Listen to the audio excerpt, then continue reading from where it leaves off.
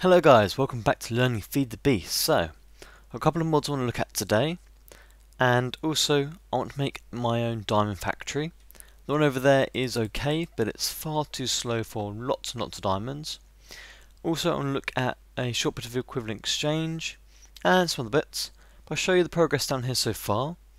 This is a maximum sized xychorium tank, and I think we're going to turn it on. So you need to activate it with the last valve, so just tap that. There we are, and you're seeing this, it's filling up very fast. That's 400 buckets, 500 buckets, 600, 700, 800, and so on.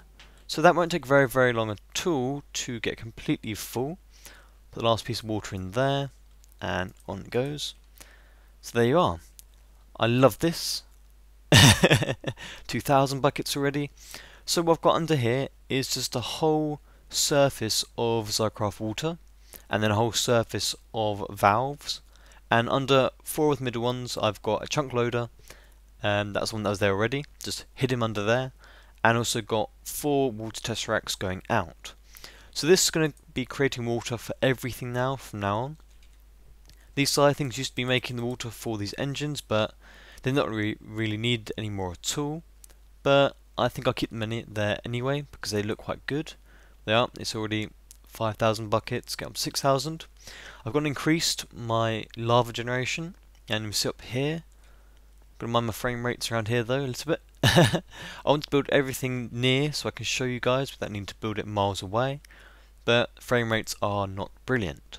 Nearly 15,000 buckets there, and I've got the matter fabricator on here on full, so it's actually surviving that, which is very nice.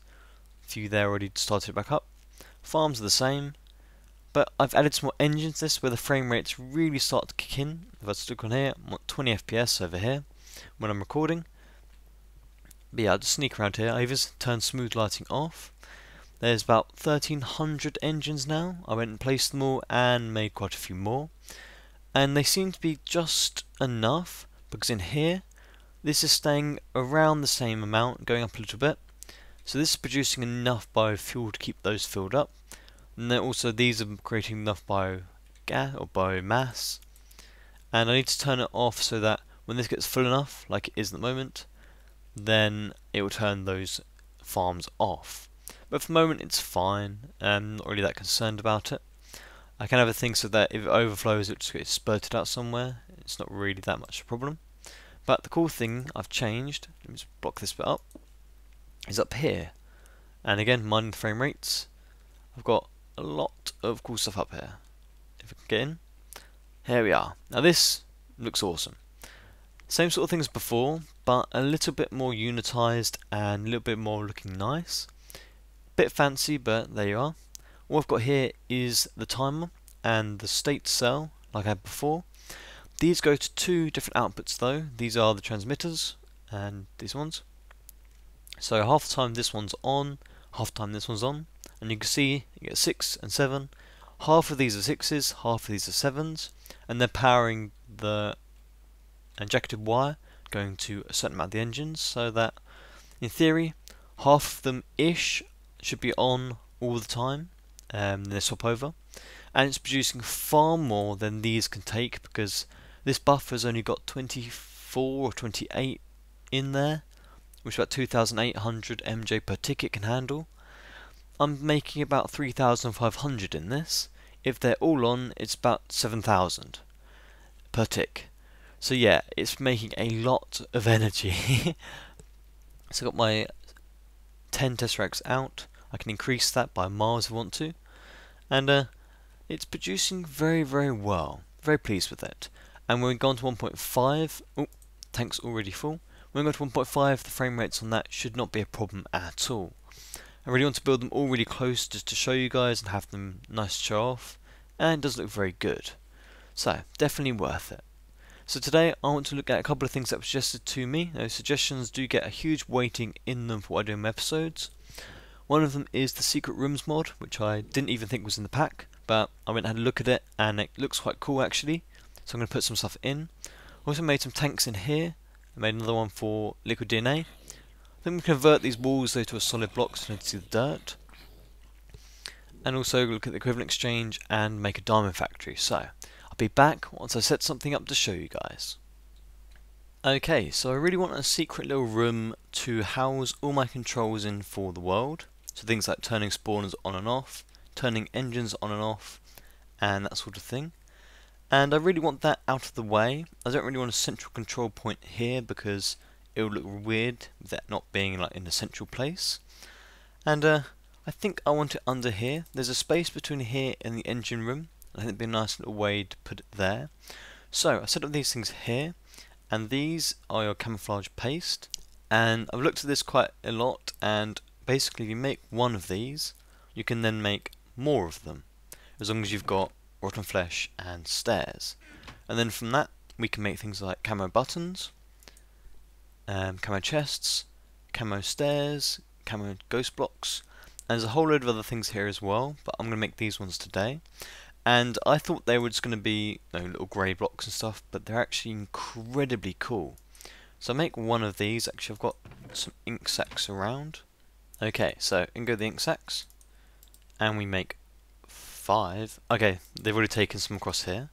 There you are, and that'll keep making, keep making, keep making. So make one, and then you can make loads and loads and loads, as long as you've got rotten flesh, which hopefully you have a lot of anyway. Okay, let's go forth and make some of these. So I need some buttons in that one, I need some chests in that one, I need some stairs in that. Oh, there is some stone stairs in that one, and there isn't. Okay, there's some ghost blocks in that one. So go fill them up, be right back.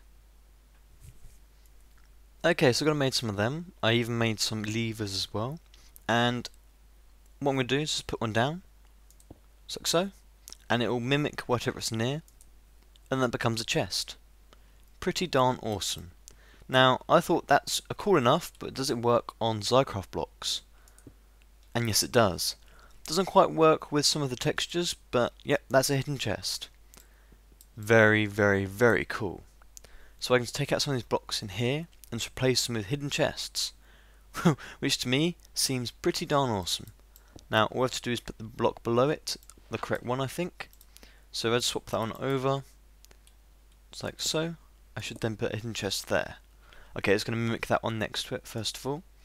So there's the hidden chest. So you can play around with that and get your perfectly hidden chests on the right colours and without even anyone realising.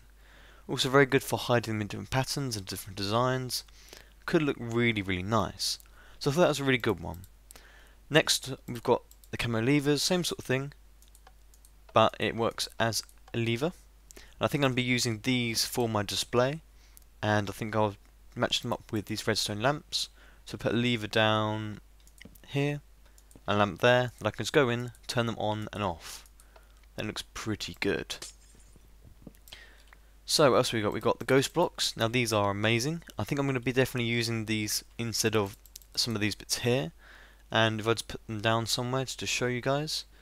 And let's see, I'll put them. Okay, let's put them there. They're mimicking the grass underneath, and you can walk straight through. Now that is cool. Love it. Okay, and what else have we got? We've got the stairs. Now these are really cool actually. Not too good because I'm using these legs that go upstairs anyway. No, they go up blocks automatically. But if you don't have them, you can put them elsewhere, and they act as stairs. They actually have a gradient inside them if it takes the legs off. There you are. You can just walk up it like normal. So that's really, really cool. You can have that just as a side thing, whatever colour you want, and it will work. It's going to be a really nice way of going up things, going fast, without showing some sort of weird different pattern. Because you can't have stairs in the xychorium blocks, but you can have stairs in this, and that's really, really cool. Let's keep going up, and it looks really cool. So let's go build a secret room, and I'll be right back to show you. Okay, hidden secret room is finished, and I haven't used xychorium blocks for this because as the colours don't really work too well with them, with the animations on them. I don't know if this mod has been updated for the xychorium mod, probably not, so they may actually work in future. So down here, we've got a secret entrance here, which isn't so secret at the moment, which is a bit disappointing, but there you go. I might use that anyway just for an easy way in. Okay, so down here I've got marble, and on these side ones they're actually stairs, so you can start going down on them. So it's sort of inside the floor, and these ones in the middle are ghost blocks. So you come down to a nice little room, a little bit dark for my liking, but it'll work. And I've got some lamps in here. So I can look at my tesseracts, and I can also look at my energy cells. At the moment they're just pushing their limit. They're producing enough energy to power all the lava crucibles, magma crucibles. There's actually, I put in loads more of them, so they're actually on their limit now. And on this, I've got a little display, so I can turn pigment spawner on. And I'm just going to look up here. So now the pigment will be on. There's some pigment. And I can control all the spawners from here, so turn them on and off, like so. In the back here, these are all chests, including the ones with the signs on them, so you can put signs onto the chests, which is quite nice. If you want to hide anything down here. I think these ones down here are chests as well. Yes, they are. Just ones in between the lamps. And what I've done here, there's some ghost blocks here to go back to this. And also there's some ghost blocks to go over here. So I can just walk through that bit there, walk through this bit here, and carry on. Now, down here, I've got a cute little setup here so that if I turn that one on, it's turned the spawn on. Now, with the activation on these, turning that one on turns this one off, and the lever is set so that at the moment it's on the off state. Now the lever's on the on state, so it's turning that transmitter on and off. So at the moment it's turned it off, therefore it's turned the actual signal off. Therefore I've inverted it to the blocks to show you the opposite of it. Because if you remember that all the spawners, when they're turned off, when the transmitter's turned off, then the spawner will turn on, and vice versa. So you've got to invert at some point to show that it's actually working. It's not that you turn the transmitter on and the spawner's on, it's actually the opposite way around. So I've got that for all of them, and it's a nice little thing there. And I've got chests in the middle. Nice little compact thing there. It's quite cute. I like it. It works very well. So, what have I got to do next? I've got to look at some of the E stuff, the equivalent exchange. Now, I don't like the fact of the EE, but it's not the mod it used to be, it seems. So you make some inert stones just with that. You can then use your shard of Minimap that you get from killing monsters to get a Minium Stone.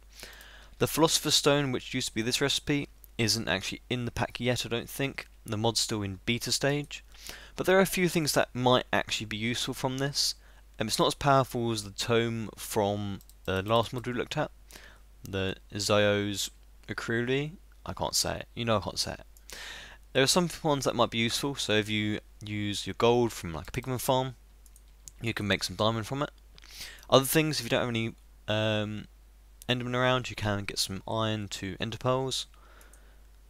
I like this one though. I don't like going collecting ink sacs, so I've actually gone and set up some stuff for this.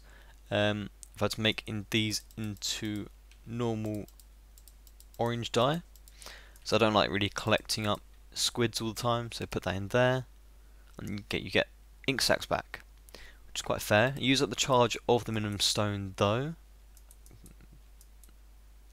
Does that just duplicate itself? Okay, it showed it out. Okay. So each time you do anything with them, it actually uses up some of the charge, so you can't keep using it, which is fair enough, and you've got to do a little bit of effort to get the Minimum Stone at the beginning, because I'd kill quite a few mobs for it. But yeah, we'll look at the iron one, because ender pearls can be a nice thing to get. They're not exactly cheap, so I guess they're okay. So put that in there, and in you go. And it uses the charge. I don't know how many charge it has in total, but that's basically all you can do at the moment. There's a whole lot of recipes for it. There's over 90 of them. I looked through all of them, and these are the only ones that I found really useful. You can transmute certain bars, certain ores. You can cook things, you can turn things to grass. That could be a useful one to use. Change the colour of stuff like that. A useful one is you can make melons into pumpkins and pumpkins into melons if you don't have one of them. And you can change some of the different trees. So ones here, you can change a spruce into a birch, and you can get them all from an oak. Another thing that is quite interesting, but I think you can craft a different way anyway, is getting different types of stone. So you can convert the stones across, mossy to cracked, and all the way up to chiseled, which is a nice thing to be able to do, and doesn't really cost very much. Changing the colour dyes is a nice thing as well. If you have loads and loads and loads of things like dandelion, you can make blue. Yeah, not too overpowered. I think it's acceptable. So next I'm going to show you what I'm going to be doing for a diamond factory. So let's let me sleep. Okay, so different stages to this diamond factory is going to be this. I put in coal. Coal then gets macerated, turns to coal dust. You then add in flint, so it's got a chest here with flint in, and you make your coal balls. You then compress them, and you get compressed coal balls, so you have 8 of them and now an obsidian, as so, and you'll get a coal chunk. Now with this coal chunk you then have to compress that, so just grab that out of there, and once you compressed it you'll get a diamond. So that's basically all you need to know about that. So put in that there and see if I can catch it. Yes I can, and you get 1 industrial diamond. Very nice. They actually call them industrial diamonds now as well. Okay. Yep, works same as normal diamonds I believe. I don't know if it works for every recipe, but yeah, seems to. Okay, very good. So, I'll be back to you once I set something up for this. And okay, it's finished, and took me quite a long time because I was messing around with it, but I also managed to corrupt the world and had to reload this into a server to get IC2 to work again and then port it back over. So I've had kind of a stressful last few hours, so this is what I've come up with. It's not entirely what I wanted, but it does its job. Coming to here is the optional throw in your coal. It then gets sucked into here. At the moment I'm tesseracting in coal from over here, just in large quantities, and it's coming through a relay like so. And I can do that so that the whole system can send the items through automatically from the quarries, straight through the tesseract, straight into the system. So on demand I can just create diamonds. Otherwise I just dump them in here, dump flint in here, dump obsidian in here. So the inputs, now what happens? Coal goes into here, gets sucked out through its normal Antarctic gate, through the relay into the rosy materator, with some overclockers. That gets then sucked through to this chest here, and then on this side we've got the flint as well, so in the recipe it makes the coal ball. That coal ball then comes out through another pulsating to another singularity compressor, with 1 overclocker, not really needed, but I did it just in case. That then gets sucked through to a chest up here. So you've got your compressed coal ball up here, and then it goes into a fabricator, which makes the coal chunk out of obsidian on this side. Sucks it through to another one. Now I could have tried to use 1 compressor, but it kind of gets a little bit more messy, especially with all the emerald pipes, but it can be done. It comes through this compressor, goes through this gate, and then comes through tesseract. Tesseract brings it out the top. Now I can port them straight back into there if I want to, but just to show you guys I've got it coming through to here. It's a lot faster than what I made before on the server, and it's quite a bit more compact. Not the prettiest thing to look at, but I can cover it up actually if I grab some earth, or just my spade. My spade on me? Nope. Let me just grab my spade and done a little bit of testing with it, and it works very well. Like the spade, it's awesome. So I can just cover this up now and we can see what's actually going to be visible. So you can see the wiring goes into there, and all the levers are on, all the stuff to keep the compressors and things at high speed. That one lever there does both the machines, so let's cover it up. We'll see what you can actually see on the surface. There you are, that's all you see. Not as bad as I thought, but meh, it works fine. So, that's that. And due to me having some problems with the world, that's all I have time for today.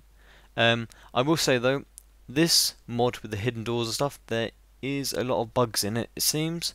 Hopefully it'll be fixed next time the next version comes out. See here, I have to re-update them. This is turned to something else, but it's still the same block. So yeah, there is a couple of bugs in that one. I'm not sure if it's in beta or something, but I will have a little look at that. But hopefully when they do update it for the next version, it will be fine. Just a little word on warning on that. So, I've also got these villagers here. I might do some Thaumcraft bits to show you a couple of extra bits, because now we're in the next version. If I book in here, there are a few more extra bits for this, so you can get a new scoop, There's a couple more bee stuff and a couple more little bits into there. But yeah, that is all I have time for today. And as always, if you have enjoyed, please give it a like. And I will be putting up a new world download for today. We are in the Ultimate Pack, so bearing that in mind if you're downloading it on the Minecraft version. So throw it in the Ultimate Pack and you can load it in that. So, thank you very much for joining me, guys. Hope you've enjoyed, and I'll see you next time.